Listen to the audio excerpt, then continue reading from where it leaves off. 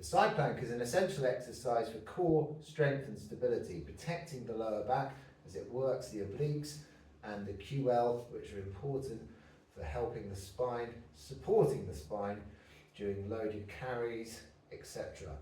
And to perform this exercise, the setup is important, and we want to start by thinking about the elbow being underneath the shoulder blade, being underneath the shoulder joint rather, so that you're not creating excessive shearing force on the shoulder. So start with the elbow under the shoulder joint.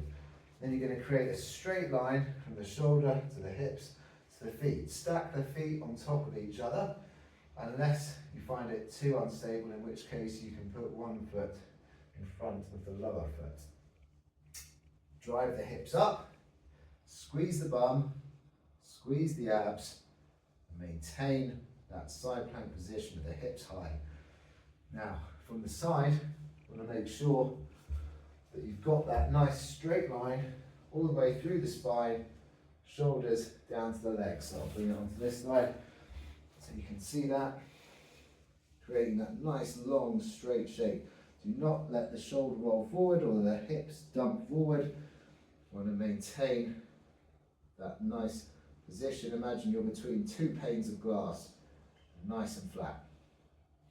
Hold for the prescribed amount of time. Repeat on both sides.